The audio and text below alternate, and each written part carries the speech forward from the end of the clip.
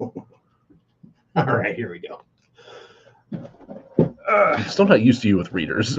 I don't like how quickly I am going through them. As in, I now need them to like read comic books. Oh God. Like, what am I? I need to stop staring into the sun.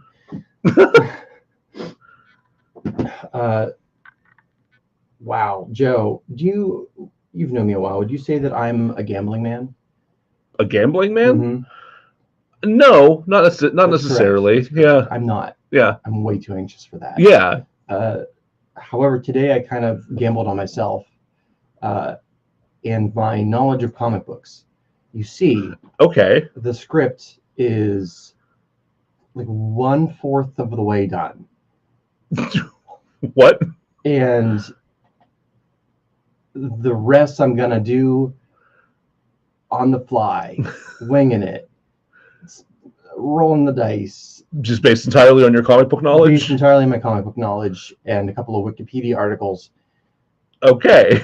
You see, I didn't want to push back the start of season 2, part 2. Sure. Further than we already have. But also, I ain't had a lick of time or spoons, except for I did watch 4 out of the 4 Fantastic Four movies. You watched the Fantastic Four? I watched the Fantastic Four, Fantastic Four, Rise of the Silver Surfer, and Fantastic Four. Fantastic. I also watched the first episode of the 1994 Fantastic Four animated cartoon. I didn't realize that was a thing. We'll get to it. Okay. I also read the new Alex Ross graphic novel, Fantastic Four Full Circle. It's gorgeous. The plot's okay, but it's gorgeous. Well, it's Alex Ross. Yeah, that makes sense. Yeah. Also read Fantastic Four: The End. And The End. Yeah, in like the mid 2000s, Marvel did a series of comic books that were like, hey, what would theoretically happen at the end of each of these heroes' runs? And like most of it's like they die a horrible death. I mean, that tracks. Yeah, and they're not overall they're not great. I didn't actually finish the one that's Fantastic Four, but I do know that it ends. Spoiler for this comic, I guess. It doesn't end with them all dying. It ends with them all like getting back together and being, because they break up after the kids die. Oh, yeah. I guess that would happen, huh? Yeah. And the Punisher's the end is pretty good if I recall, because he did exactly what he wanted to do. He killed all the bad guys because there's no one left. You got them all. Good for him. Yeah, good for him. And then aside from that, I've also read. Thank you, John Bernthal specifically. Right. Thank you. You the dude. Unstable Molecules, the Fantastic Four story, and Fantastic Four 1, 2, 3, 4 by Grant Morrison. I knew there was going to be some Grant Morrison. That is the only time I'm going to mention their name. Really? Because I don't actually like that story. I'm astounded. Yeah. I cannot make good on my promise that there would be more Grant Morrison jokes in this episode.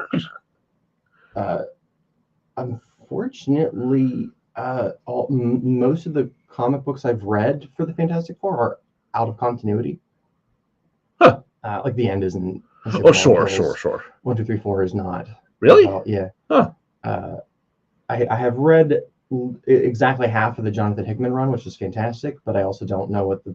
You had to use that word. It is super duper. There you go.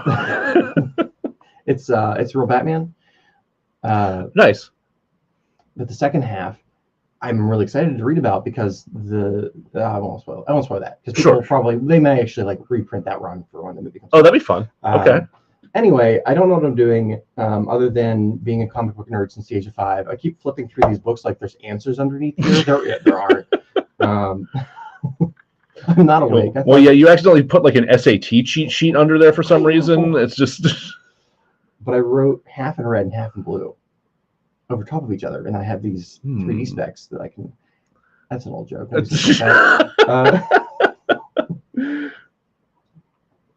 Antonio got it. It's fine. Antonio, thank you, Antonio. I'm glad you enjoyed that. That's one for you. So what I'm trying to say is I don't know what's happening, and I'm going to try real hard to be nice. I burned off half my face like 10 minutes ago.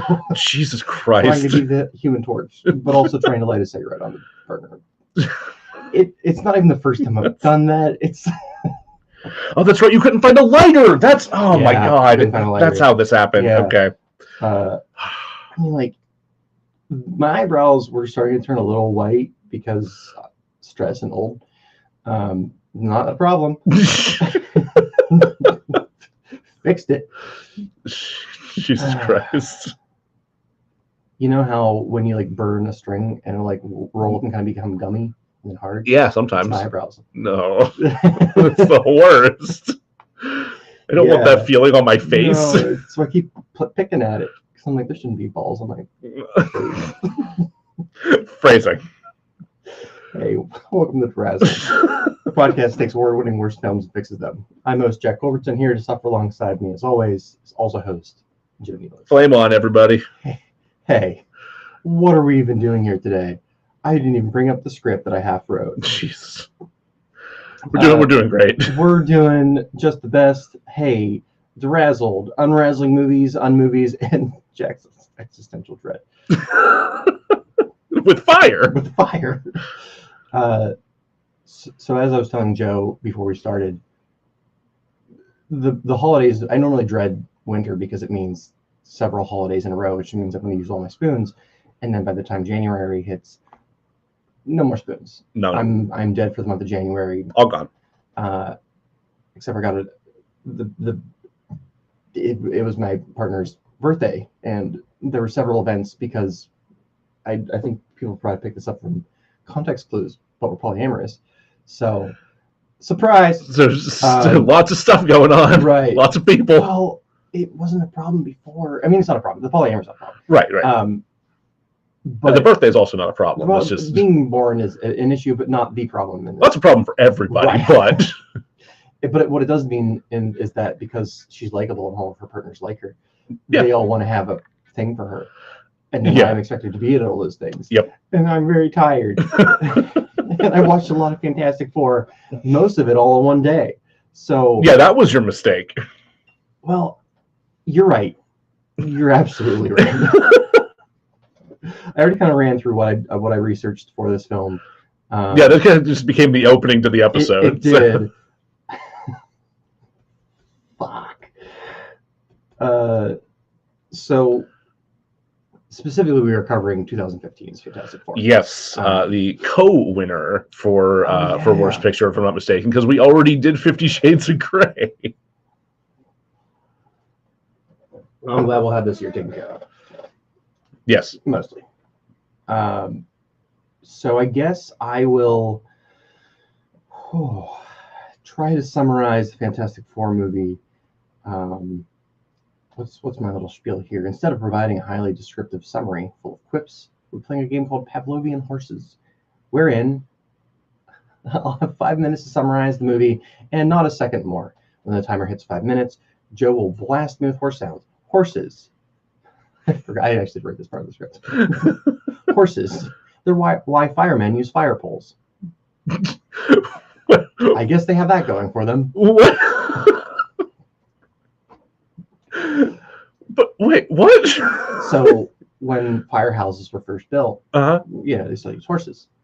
Okay. And they had these like wide stairways, right? Because the firemen had all their equipment. But they were too wide, so the horses would come upstairs and harass the firemen while they're sleeping. Oh no. This is your nightmare specifically. It is. I do like how it ends though, because we do get fire poles. Fire poles are fun. Yeah. I do like a good fire pole. So they made the stairs narrower, so the horses couldn't get up. But then they had all their equipment, so like, well, we can't get down. So Jack, in a way, we have horses to thank for Ghostbusters. Yes, Ghostbusters as well. Also that.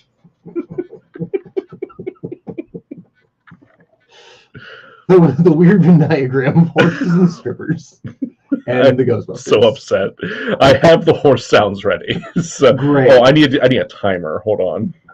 Okay, what did Jack write for Jack to read? Not much. All right. Timer.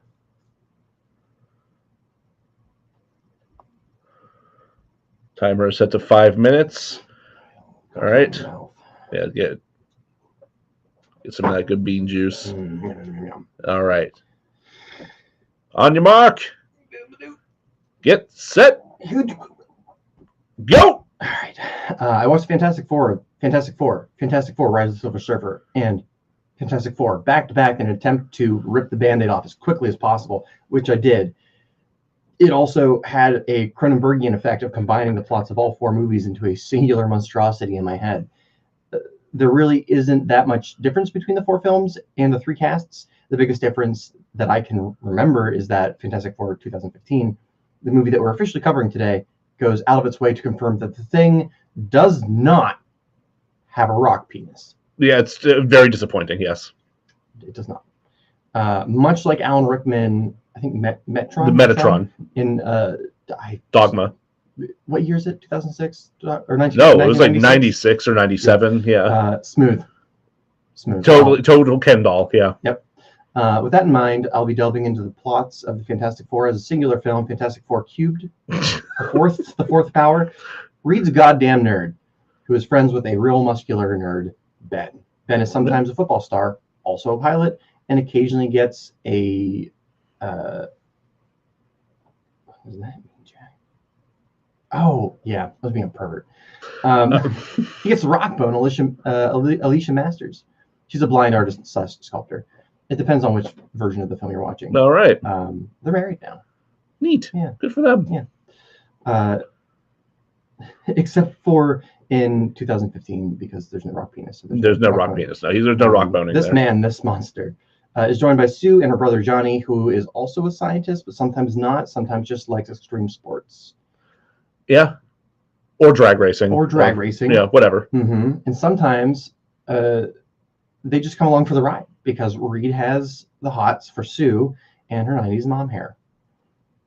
She never really has a good haircut, does she? No, well, especially as the next sentence says, her 90s mom hair, or her terrible dye job, or her awful blonde wig. It's a reoccurring problem. It is, yeah. Also, in the Fantastic Four, the first time that Reed and Sue meet is because Sue and Johnny are living with her aunt in her boarding house, which is where Reed and Ben and I think Dr. Doom all are like staying for college. And Reed sees this like 8-year-old and is like, nice. See you again. And that 8-year-old is played by, do you remember the little girl in Adam's Family Values that is in the Thanksgiving play? The one that faces Wednesday's ire? Yep. Yeah, okay. Yes, I know exactly who you're talking Sue about. Storm. She's also Buffy the Vampire Slayer. And I was like, hey, maybe this isn't comic book accurate because I haven't read like the first couple of comics. It is. That's terrifying. Yeah, I mean, I hate all of that. Maybe not the age range difference, but definitely like. Anyway, so after that, depending on the movie you're watching, they either steal a rocket, invent a meteor watching machine, or a teleporter, and it all goes bad. Each one of them, all the times. And then there's the one where they try to put flowers in space, but they didn't put good armor on the spaceship. It's kind of important, which is fine because they sent Michael Chiklis out to like plant the flowers in space. But they all do have Dr. Doom except for the 94 unreleased one. He blows up. And he blows up? The first time they used the meteor watching machine, he dies. Just explodes. Yeah, but it's all right. He's fine. He comes back later. He's real medley then. Sure. But then the one time they were in the negative zone where he drinks green juice, I think Ecto Cooler, and gets green veins. They baned him a little bit? They baned him. Okay. But also in the one with the guy from Nip Tuck, he just has bad acne that turns metal. Yeah. Ben in all of them is real mad because Reed's his friend and Reed turned him into a big rock monster. Oh my God, already? 40 seconds. Oh man. Then the Silver Surfer arrives and he's kind of attractive in a shiny kind of way. Wears a lot of silver, and then Dr. Doom steals the snowboard, which prevents Galactus from None of this anything to do with the movie we're talking about today. I fell asleep after the 1 year mark. I said it. It was so stupid. It was my fourth one in a row, and Miles Teller is in like Uganda or something, hiding because he stretches now. Sue is an awful cast. Oh, fucking hell.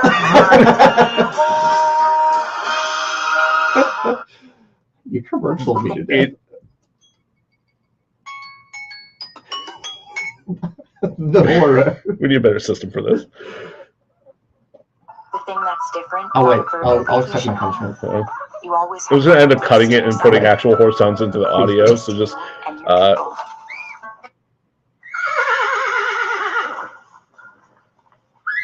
Oh. Big clumpy teeth coming down on me. There's some teeth there. Yeah, it's unpleasant. Yeah, unfortunately, Jack, this is the first time you've been caught by the horses. I got what I deserved. Honestly, that was abysmal. Oh God. So I mean, you were getting to the actual plot of this one.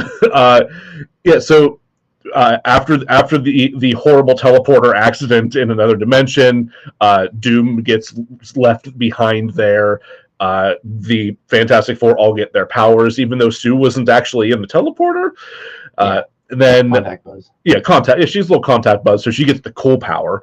Yeah. And then you have a very dark introduction of all of them kind of dealing with the aftermath of that and learning that they have powers and seeing Reed kind of stretch his way through a ventilation duct, which is real uncomfortable. Gross. And then he runs away to Uganda or wherever, and then Ben and Johnny get conscripted into the army for stuff by Tim Blake Nelson, and then they find Reed and bring him back, and then somehow Doom survived, and the end, more or less. They moved to Central City, which is where the Flash lives, which is confusing to me. Wait, did they do that in this movie? Yeah. They definitely moved to Central City. I absolutely missed that detail. Why would they do that? I don't know. That's a different company's continuity entirely. I mean, I guess Fox. there's probably multiple Central Cities, but also, I guess it's a common name. Comic book yeah. fans. Come on, guys. They're like, hey, we're sorry we did that thing where we made you government agents. We're going to give you your own city to kind of experiment on yourselves. We're going to call it Central City.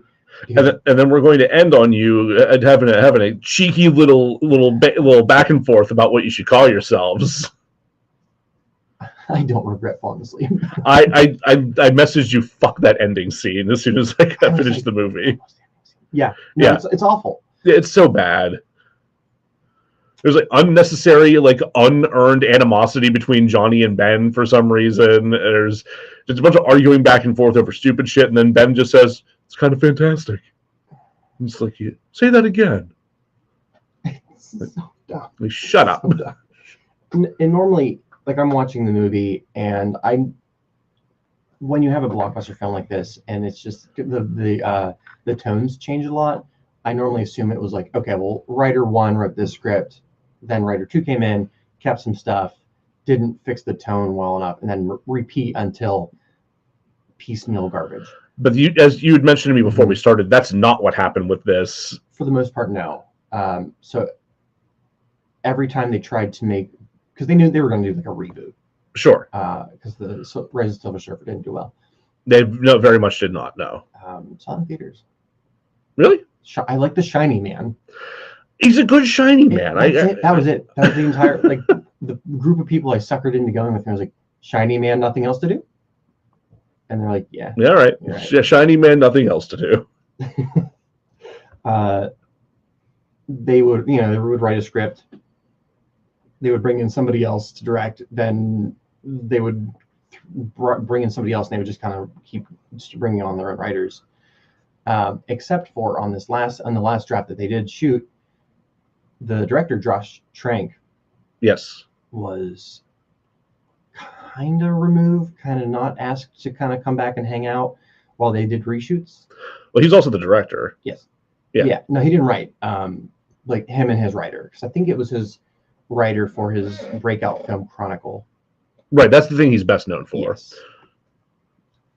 I was looking at his credits a little bit just to like get a feel for, because I knew he did Chronicle, but I couldn't remember what else he did.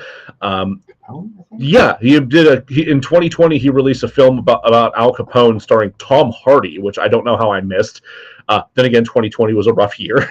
Yeah, I'm like, was it a bad film and that's why I didn't watch it, or was it just a really 4.7 on IMDb, Okay. so probably pretty Not great. bad. But it has Tom Hardy in it, so I'm probably going to watch it right? and then Yeah. follow it with Bronson as a palate cleanser. Right. A syphilitic Capone followed by a nude Greased up Bronson. Bronson. Yeah, absolutely. Wonderful. I was reading an article the other day about the real life Bronson when they told him that he was going to be played by Tom Hardy. Oh, really? Up until that point, had never bulked up for a role. He bulked up pretty good for that one. And they're like, he probably said something awful and homophobic. I'm sure he did. And then he saw Tom Hardy afterwards and was like, well, I want to meet that guy in an alley. Yeah. All right. That's a compliment from him. Well, if I'm recalling my nerd knowledge correctly, I think Tom Hardy played a clone of Picard at some point.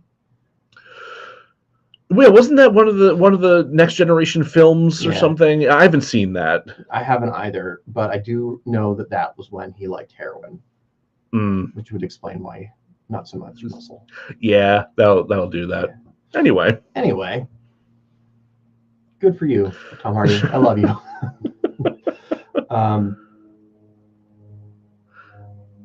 Wait for that to pass. Yeah, we're being blitzkrieged, I think, outside right now.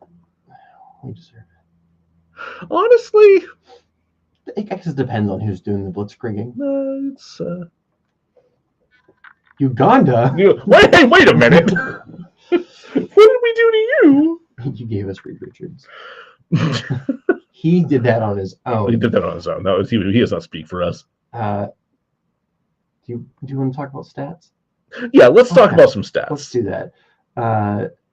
Tomato meter. What are we thinking? Oh man. So I didn't hate this movie as much as I thought I was going to. At least throughout like the first half. Sure. I think it definitely gets worse. You said it gets worse after the 1 year later mark, and I agree with that. But I'm gonna say like a 40. No. Okay. much lower. Much lower. Like a 12. Like a 9. 9. Holy shit! Single digits. Yeah. Oh my god. That's harsh. Want to guess the audience score? The audience score is closer to like a 30. 18. 18. Well, that's close. That is closer to a 30. I'm not technically wrong. Yeah. So the first time I watched this movie, and I want to say that I do like the Fantastic Four. I've liked them since I was a kid. Sure. However, I had no belief that this was going to turn out to be a good movie. They seem like weirdly hard to adapt for some reason, and I don't know if that's like just bad writing or like studio interference or what, but like for some reason this just is not landing. I very much agree with you, and I look forward to discussing that. Okay. This particular one, Josh Trank was not a fan of the comics. It doesn't help. Or comics in general, I guess. I guess you could, some people would maybe say that there's a benefit to that he's not going to feel too beholden to the source material, and he's not going to try to make a one-for-one adaptation. But also, well, his knowledge of Fantastic Four comes from the 1994 animated series.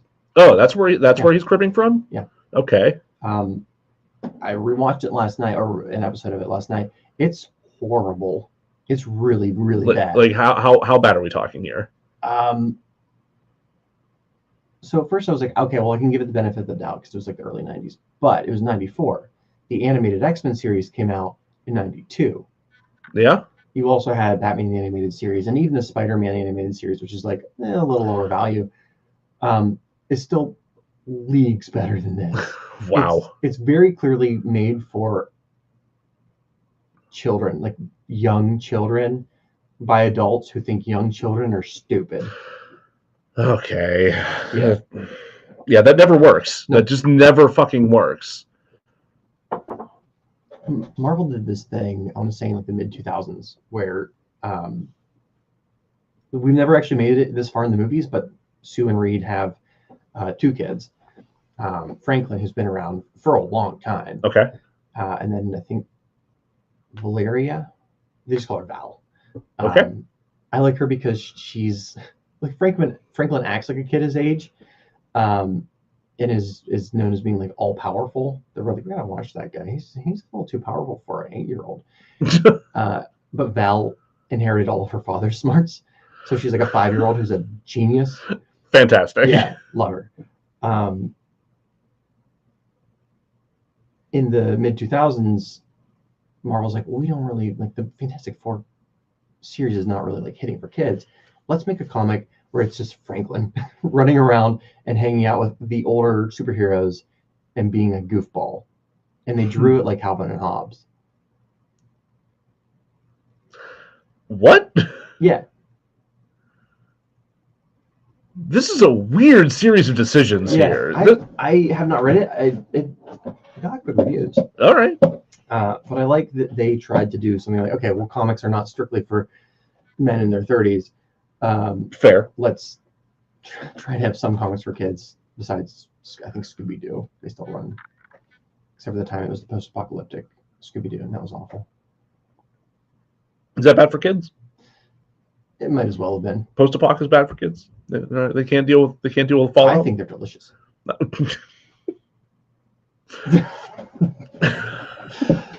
Okay. Good gosh.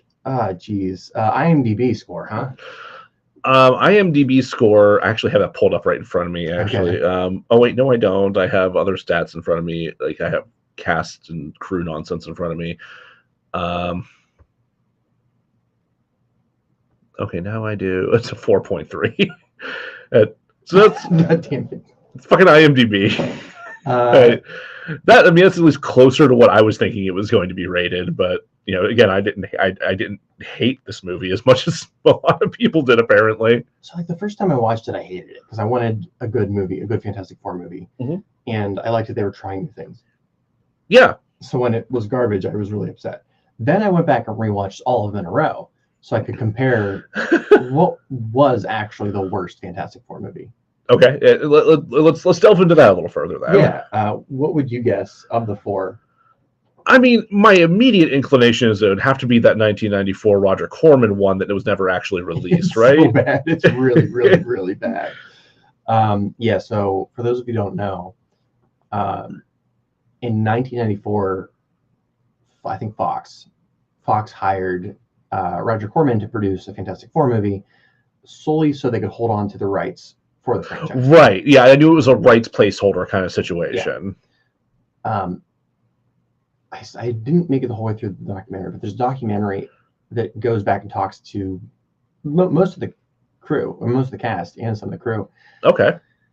They didn't know that this is what was happening. Oh, they weren't I guess they wouldn't be informed about any of that kind of shit. No, but they're all like younger actors. So they think they're getting like their big break. Yeah. They're doing this big Fox movie, the well-known established property. Yeah. That sucks. And it's also early enough in comic books as a genre, superhero comic books as a genre, that people don't have a taste for what's good and bad. Sure. Like, Hold on. No, I bumped it. I did a bad. My bones hurt. Yeah, mine too. Stupid bones. Don't get old. I can't help it. I think at that point, the only real examples of comic book movies that we had were Tim Burton's Batman and the Richard Donner Superman. Yes. And also the not Richard Donner Superman. Yes. Jerry Batman and Richard Superman.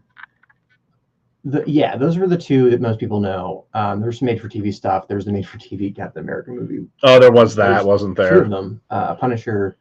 I don't know if Nick Fury was before or after this, starring David Hasselhoff.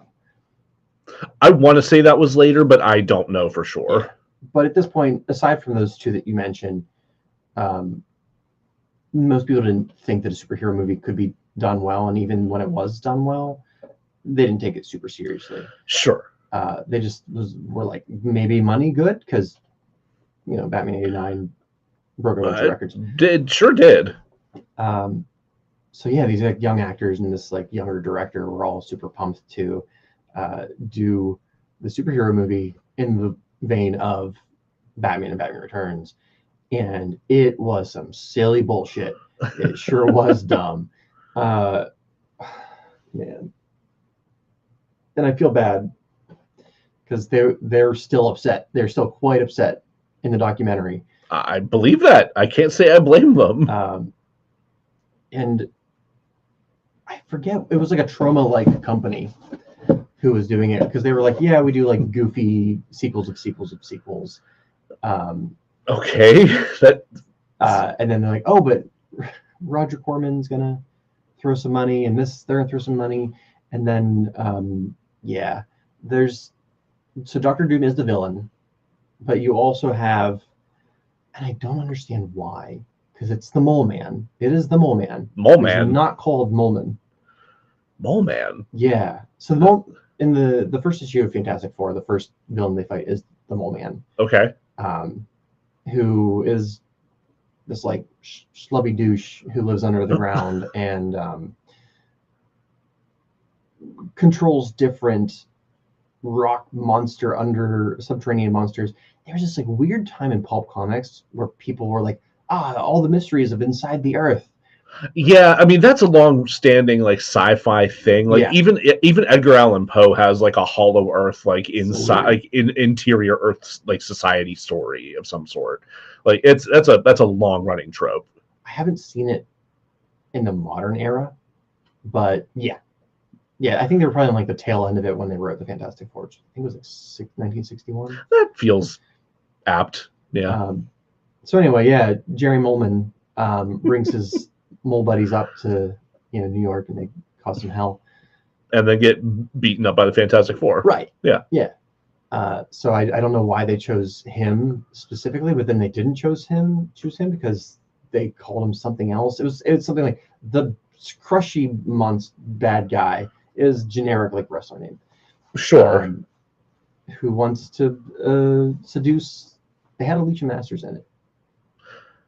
I'm not really familiar with Alicia Masters. So Alicia Masters is a long time Fantastic Four character. Mm-hmm. She is the daughter of the Puppet Master. Who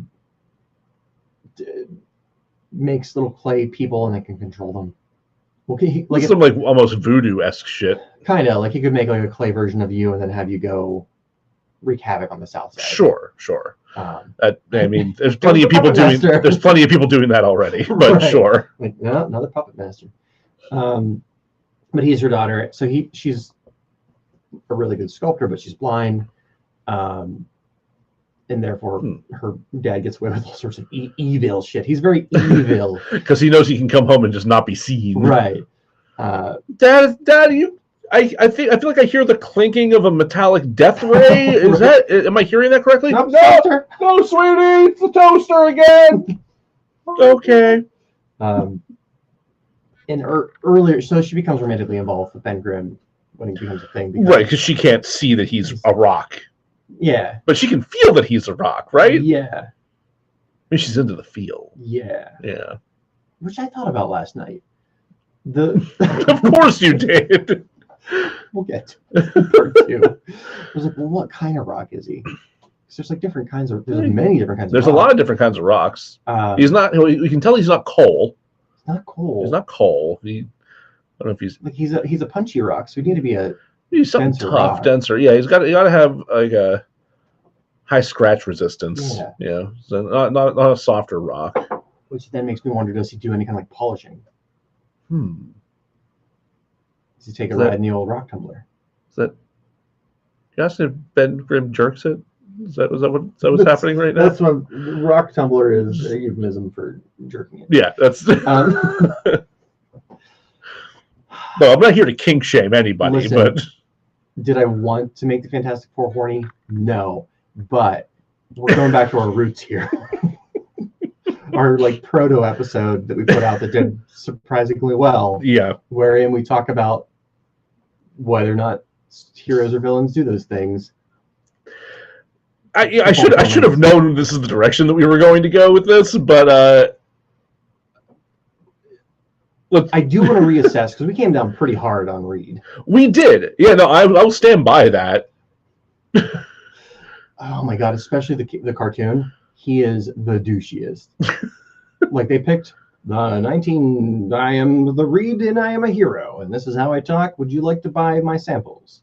Like, what are you selling me? You belong in a Fallout game. It's really bad. What was I just talking about? 5 minutes ago. Rocks. Rocks. Yeah. Before the rocks. Alicia Masters. Oh right. Yeah. No. Yeah. They've done stuff since then, which is more sensitive to. She's too blind to know she's dumping a rock. That. Hold on. You're gonna tell me this woman's so blind that her hands can't distinguish rock from skin? Well, no, she just doesn't mind because eyes bad. So, But they've expanded upon that, where she's like, "No, I know you're a fucking rock. I don't care. I like you." good. Okay. I would hope that would be a thing that they do, because otherwise, what? Yes. Would you like? So she operates the rock tumbler. She does. Okay. It's a very on-off switch. Let's take a break. I'm stuck. Oh no! I guess I'll just do it. You're right there. Oh my god. My brain feels like a box of kicks. A box of kicks. Yeah. Never mind. I feel vaguely hungover / stoned, and I've not drank at all this month, and I haven't smoked in years. So the fuck. Yeah, I don't know what to make of that. Normally I'm really good. We are friends with this Michael Rodriguez fellow. Yeah. You know how his mind branches off. Yes, I do. I've been impressed with myself as to how I can trace our conversation back to one of those crossroads and continue where we were supposed to be going. He's like, there's like a lot of people like that, but he's like expert level. Oh yeah. It's a fine-tuned art for him. I cannot brain think my way back 2 minutes. What happened? Did Brain get burnt too? Maybe. Oh my god. Oh god. So we're gonna do the Razzie Awards. Okay. Then we're gonna discuss the movie. Yes. Then the issue with talking about what went wrong here is that it's still fresh enough and people fucked up enough that very little's known. Like nobody's really gotten into the specifics of it, like the nitty-gritty of it. Well, yeah. Because Josh Trank did a tweet that got him in a lot of trouble and basically got him banned for a while. Oh. We can talk about that when we get to it. But, yeah. But that's all we really know. I think people saw we saw what you guys did to him, and he didn't really his tweet wasn't that offensive. We're not gonna open our mouths then. Sure. Yeah. If you feel like you got that gun at your back a little bit. He was supposed to direct the Boba Fett movie. I think it was Boba Fett. It was definitely a Star Wars movie. I'm pretty sure it was Boba Fett. It was either that or Obi-Wan. It was definitely one that was supposed to be a movie that they turned into a series. Okay. And they're like, yeah, no, you bit the hand that feeds. And I'm like, they weren't feeding though, but whatever. Yeah. And what's really weird is that other directors have done the exact same thing since then. I think because they weren't quite so young and new to the game. They had a little more cachet. Yeah. like David Ayers did the same thing to like Suicide Squad. Yeah. And was vocal, and there's like, stop it. Whereas Josh Trank got fired for Boba Fett. Separated for creative differences.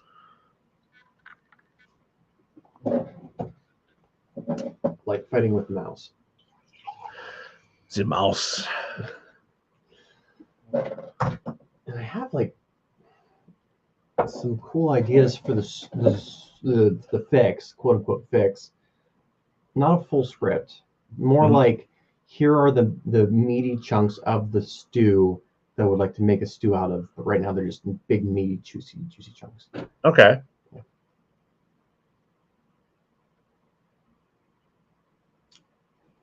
All right. I hate this. I hate my brain being bad. You get used to it. All right, so that's not good. Don't eat that. No. Okay. Or do you feel like you're ready to jump back in for the back end of part one? Or Yeah. Okay. Ready when you are. Hey, welcome back. We're going to talk about the Razzies. Yes. So, the Fantastic Four did quite well at the Razzies. As far as what that means for Razzies, yes. Yes. As we mentioned at the top of the show, it won Best Worst Picture. The best at worst picturing. I mean, it tied. It tied. So it was not the best. It was a best worst. True. A worst. Do you recall if this is the only time this has happened? Or... No, it's happened a couple of times. Okay. But it's the most recent time, I think. So it won. Ty won. With the award going to Simon Kinberg, Matthew Vaughn, Hutch Parker, Robert Kulzer, and Gregory Goodman. I think they're all producers. Yeah, they always list the producers on that award. Don't you worry, because Josh Trank also won Worst Director. Hey, bud, there it is. So when this happened, I think there was like another director of this same ilk, that young director did a movie, did really well. Studios came in, picked them up. Hey, you're going to direct our superhero movie because you're young, talented, and we can control you. Huh. And Josh Trank was one. I want to say the guy that did Safety Not Guaranteed was another one, but don't quote me on that. Safety Not Guaranteed. I know I've seen that. It's the guy who did the Jurassic Park movies, I think. Colin Trevorrow? I think so. Okay, yeah, I could see. Yeah, no, because he was one of the three initially announced to direct the new, like the sequel trilogy for Star Wars. Yes, because he was supposed to be Rise of Skywalker, or what became Rise of Skywalker, right. And then they dropped him and brought JJ back. They sure did. Anyway, for some reason Neil Blomkamp was jumping into my mind when you were saying that, but I could be wrong about him having that kind of thing happen. But it was in a different way. Yeah. But like that group of, I say younger, but I don't think Colin Trevorrow was necessarily young, so he was a young filmmaker. But like us being young filmmakers ourselves, like, man, what if I Love You But did really well? And like, I love what they did with that mannequin ass. Let's have them direct. I was trying to think of an obscure superhero, but they've done all those movies now. I've never seen a more beautiful shot of a sausage smacking a concrete floor. My God, these Knifeburger boys are onto something. Yeah, I was bringing it in. I was going to say the title. Jesus. Just say if we've done a lot of stupid shit, and they loved every minute of it. Power Pack. There we go. I'm trying to think of an obscure superhero that we could direct. Power Pack? I know. Yeah. He's so obscure. I don't know him. I hate him. When they would do like big X-Men crossovers back in the day, you'd have like the X-Men, and then you'd do like a Thor issue, the crossover stuff. Sure. And then like every sixth one would be fucking Power Pack. I'm like, God damn it, I don't care. They're 4 or 5 kids all with super power. It's like the Muppet Babies of the Fantastic Four. Great. I hate them. They have a following. Why? that are stupid. I'm okay with losing that listener. Sorry, Terry. Yeah, sorry, Terry. But there are so much better books out there. It also won Worst Prequel, Remake, Ripoff, or Sequel. Fair. It was nominated for Worst Screen Combo. Sorry. The winner went to 50 Shades of Grey. Yeah, I thought I remember that going to Anastasia Steele and Christian Grey. Yep. And then, of course, they're like any combination of the four on screen, which honestly, It's kind of like there are moments where some of those interactions work, but like it's overall, it's not great. I like when Michael B. Jordan is by himself. I mean, I like Michael B. Jordan. Yeah. That's all that means. Yeah. I feel bad because I've never watched Miles Teller in anything, so I don't know. Neither have I. This is the only thing I've ever seen him in. Because he did. At least that I'm aware of. Was it Whiplash? See, I haven't seen Whiplash. I haven't either. I want to see Whiplash because I love J.K. Simmons, but Yes. And is it Rooney? No. That was Kate Mara, yeah. Which I know she can do better than this. Yeah. And I feel like this is one of my big problems with this movie is I feel like a lot of the actors were like kind of fenced in emotionally by the script. Just like it's like they didn't know what to do with their words and also faces. Well, and you can kind of track the reshoot shots by how terrible her wig is. Her wig's bad. It's really bad. It's real bad. Like I'm bad at recognizing when a wig is a wig, and I was like, that is a wig. That is a bad wig. I think, I mean, given I'm used to seeing what she normally looks like because when House of Cards was a thing and people hadn't yet realized what a piece of shit Kevin Spacey is. I think she's only in the first season. She's only in the first season, I believe, and then they throw her in front of a train. Spoilers for a show that you really don't need to watch. Literally throw her in front of a train. Yeah. And that was when I stopped watching the show. I kept going. I watched everything except for the very last season, which it's too much. It's not worth it. But yeah, she was real good in that. Yeah. They killed off both of the characters I really liked. Yeah. And I was like, well, I got nothing left to be here for. Anyway, so yeah, I know she can do better. And I absolutely don't know the other dude. Jamie Bell? Jamie Bell, who played Ben Grimm. Yeah. I feel like I recognized him from somewhere, but I'm not sure where. I'm pulling him up on IMDb as we speak. Jumper. He was in fucking Jumper. Oh, no, he's Bernie Taupin in Rocket Man. That's where I recognize him from. Okay. He's fucking Elton John's songwriting part. He's really good in that, actually. Okay. Yeah. I'll take your word for it. You haven't seen Rocket Man? I've not. Oh my God, see Rocket Man. It's a delight. It's so good. Genuinely, Taron Egerton does such a good job as Elton John. Right. Anyway. A better movie than this. Much better movie than this. Good Lord. Okay. It was in the back of my mind the whole time. It's like, I know you from fucking somewhere, and that's what Jumper. It was.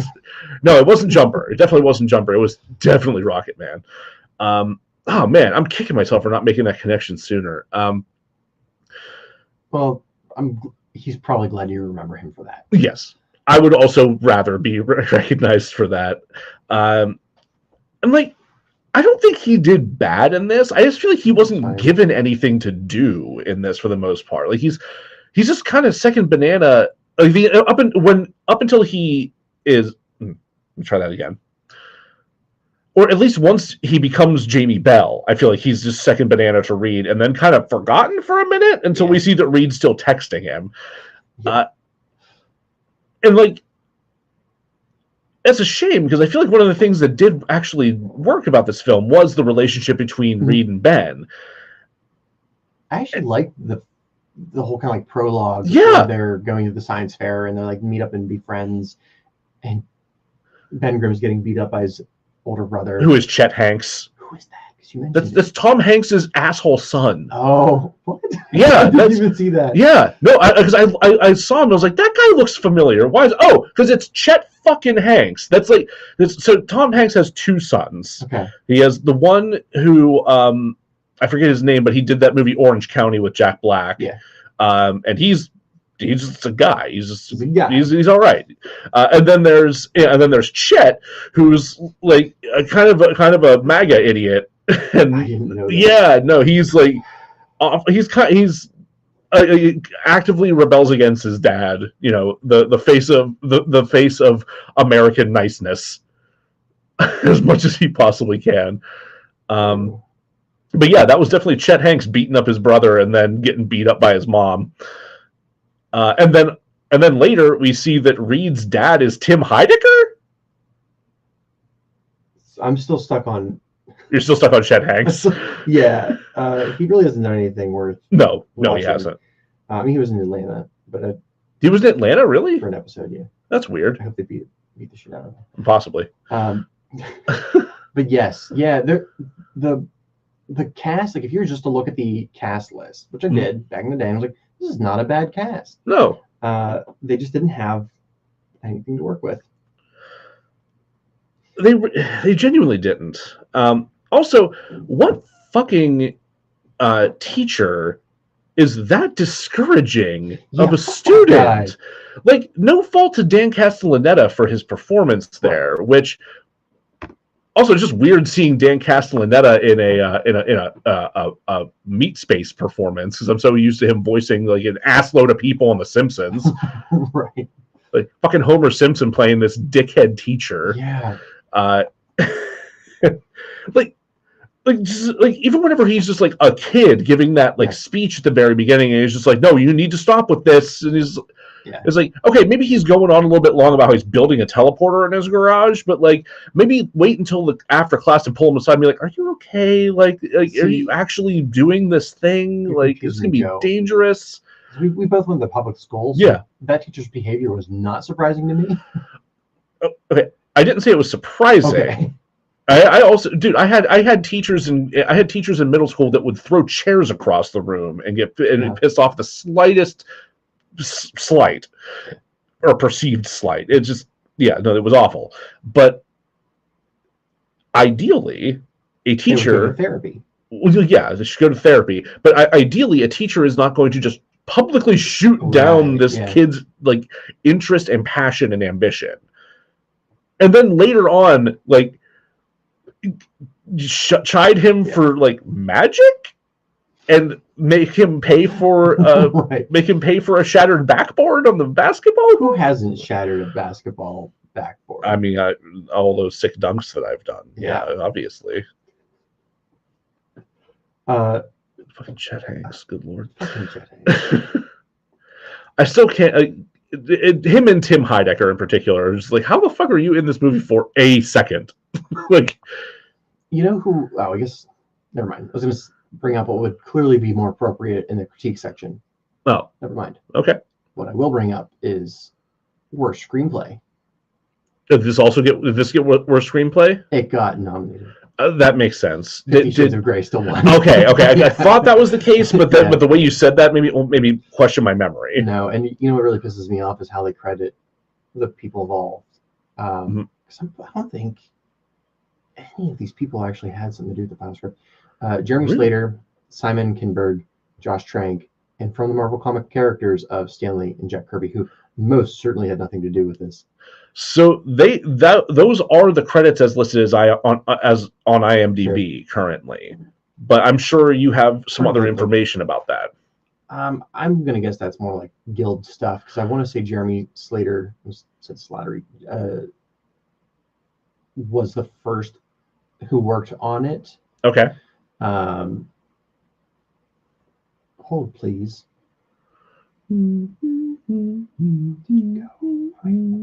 No, my place. There we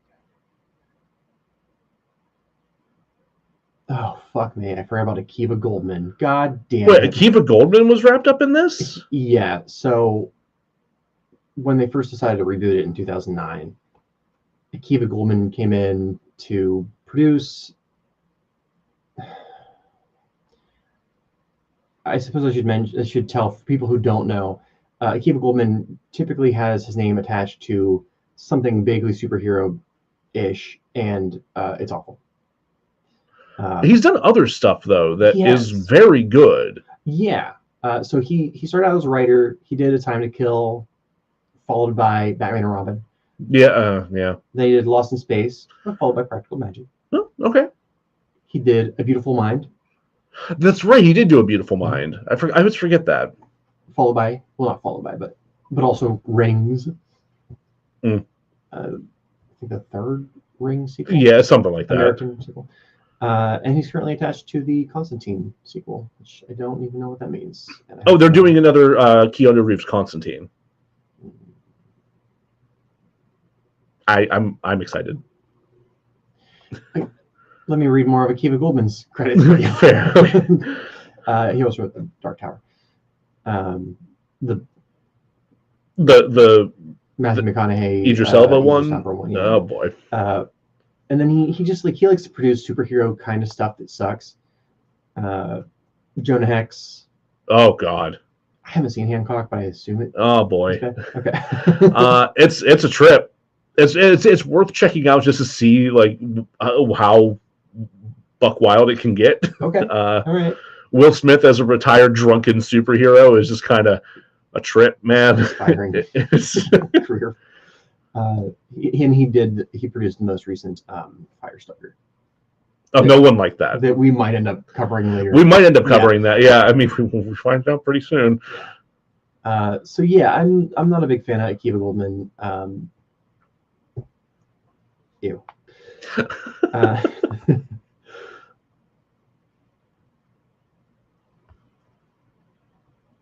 So there's so many different people who worked on this. It's another one of those situations where it's like,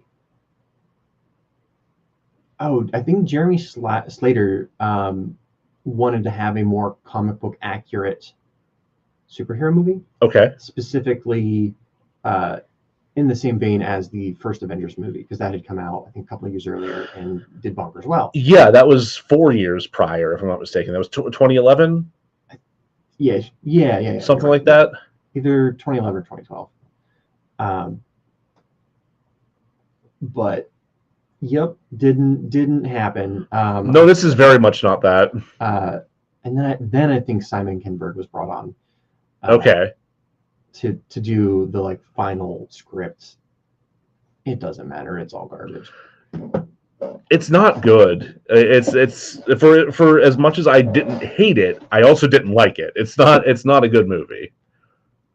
Wonderful. Let's take a break and we'll come back and discuss this delightful film.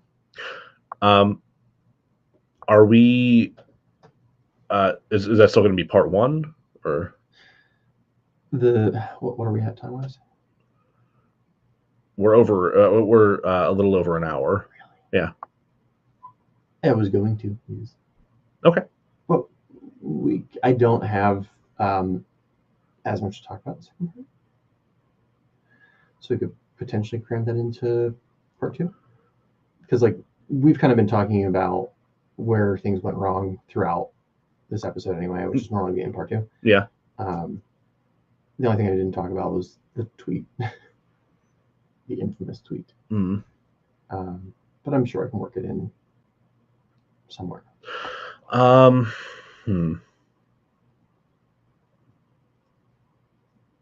Yeah, let's do that.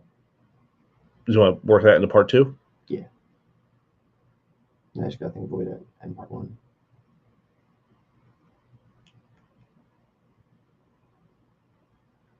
Why am I looking at a script that isn't there?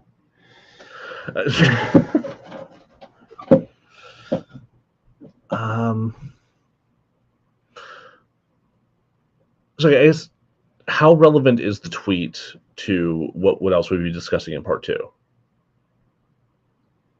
Not very. Not very. Yeah. Well, why don't we just talk about that real quick, and that will be our segue out of part 1. Sure. So we'll just cut this. No commercial break. We'll just we'll just have the one commercial break for part 1. Yeah. Cool.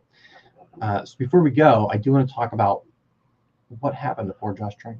Right. You'd mentioned that there was a tweet of some sort. There was he had, when we were on break, you told me he tweeted something and it got him in a lot of trouble. What happened there? Yeah. So he shot the film, as you do, and then the studio stepped in and wanted to do major reshoots. Yes. in Josh Trank's opinion, it was very different from what he had shot and what the tone that he wanted to get across, which if I recall correctly, was a mix of comic book with their words, not mine, David Cronenberg. Oh man, it sounds like something I would say, but it's not me this time. It does sound like something you would say, and also something you would want, but not. And we'll get to this in part 2. Not this franchise, sure. But you can kind of see pieces of that in the final product of David body horror. I'm thinking specifically like the struggle of Reed to control his limbs. Yeah. In the immediate aftermath of the accident. And the way he's like pulling himself through that the ventilation duct, and you can see it's just like this long tracking shot of his stretched out body, and it's like takes hilariously long for his hip bones to come in, and hip bones, the funniest bone. So Josh Trank responded to this on Twitter, basically saying like, "This is not my film. Okay, it doesn't reflect what I wanted. There was a much better film made than I made." A better cut, and the studio was not happy with this. And as again we were talking about on break, this has happened before and has happened since. So I don't understand why he specifically got. It's not that uncommon a thing for people to say. Like, it's pretty well known that like studio interference and reshoots have a pretty significant impact on a lot of films, and I think you mentioned David Ayers in relation to this, how a lot of people are frustrated about his Suicide Squad. Yeah.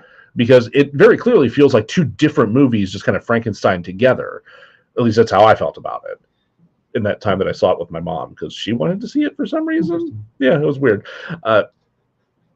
Neither of us liked it very much. No, it was a pretty bad movie. What might have happened, and I don't know this for a fact, I wonder if that tweet came out before the movie premiered, which that shot them in the foot financially. Could have, yeah, that could have helped derail any kind of hype for the movie. I'm not familiar with that particular incident from whenever it happened, because 2015 feels like 80 years ago. But that would be an interesting thing to look into. Maybe we'll take a quick look before part 2. But well, also I remember this being one of those movies like, okay, we're gonna watch this because we know it's gonna be a train wreck. And I remember there being a bunch of rumors going around that Josh Trank was a dictator on set. Really? And that he and Miles Teller, who played Reed, got into fisticuffs. They fought? Rumored. I personally don't believe any of that. Okay. I think Josh Trank was like, this movie sucks and I'm mad my name's attached to it. And then they're like, we've got to discredit Josh Trank. That could be a smear job. Yeah. Yeah. And given that we are well past the days of Alan Smithying a project. But maybe it's for the better, maybe it's for the worse. I don't know. We'll have to check a different dimension to see how it turned out. But Josh Trank was originally assigned. I don't want to do that. You see what happens when you jump between dimensions. I don't care anymore. That's just. I don't want to be a rock man. I don't want to be a dickless rock man. Okay, there we go. Okay, I was like, that'd be nice. It would really. No one could hurt me then. It would really depend on what kind of rock. Weird. A lot of people have different crystals, and like some are more pretty. If it would turn me into like a Steven Universe gem, then okay, yeah, maybe I can get down on that. Nope, shale. Ah, shit. Can't look anywhere without everybody like, oh, my ears. You're made of mica. Oh God, I'm just trying flaky. Weird. There's a dimension somewhere in the Marvel universe where the thing is like talc. And people just bring their babies to him. Just kind of. Yeah, go ahead. God. So It's generally accepted that in writing the Fantastic Four, Jack Kirby made the Thing after himself, and Reed Richards after Stan Lee, because I don't know how many people know this, but in the early days of Marvel, there was something called the Marvel method, where the way that the comics were written was the artist would draw it first, and then Stan Lee would come in and write the dialogue on top of it. Right. What you might be thinking to yourself is, so the artist is also the writer then? Kinda, yeah. You're dictating the way things go. You would not be entirely wrong in this podcaster's opinion. Yeah. That is why I forget which artist on Spider-Man was just like, fuck it, I'm out. Because like by the end, he wasn't even doing the dialogue. He was just like signing his name on it. Stan Lee was signing his name on it. Yeah. Stan Lee's a problematic hero. Yeah. I really wish that Jack Kirby had gotten the, maybe not fame, I don't think he wanted fame, but like recognition. Recognition, absolutely. The credit that he deserved. Yeah. And most like longtime comic book fans are well aware that like Jack Kirby was brilliant for his time. Yeah. Oh yeah. But also the Thing. Also the Thing. The Thing.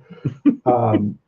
God, we could have like an entire third episode on me just like talking about how awesome Jack Kirby is. It's a really tragic character. Yeah. Yeah. Would be so busy drawing that he forgot how to drive. Jesus fucking Christ. Yeah. What? Yeah.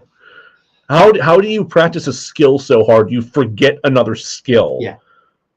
He'd have to have his wife drive. God damn, dude. Yeah. I've never done anything that hard in my life. I don't want to do anything that hard in my life. You and I both do some drawing. My hands hurt pretty bad after like a rigorous bout of drawing. And look, that's why I stopped doing them simultaneously. Right. I just Lefty's just not the same. I can't draw the faces.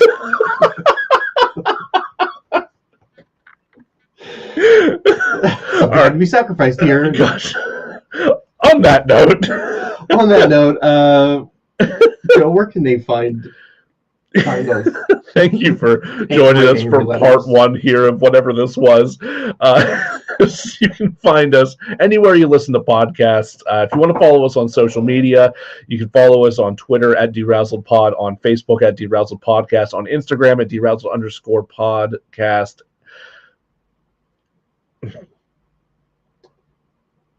Sorry, my brain just completely fried for a second there. Couldn't possibly understand what that feels like. And on TikTok at DeRazzled_podcast. If you haven't already, please rate, review wherever you possibly can. That helps us get in front of more people and helps expose more people to what we are doing around here. So thank you to everyone who has already done that, and please continue doing that. We love it. We appreciate it. If you have any suggestions for things you'd like to see us cover or merch you'd like to see appear in our merch store on Redbubble, please email us at DeRazzledPodcast@gmail.com. And if you are going to light your cigarette with this on the stovetop, make sure to careful. Lean to the side. Not over top. Not over top. Lean to the side. Ideally, don't smoke. Don't do that first off. But if you're going to, don't use the stove. Come back next time. We'll be sure to razzle dazzle, yeah.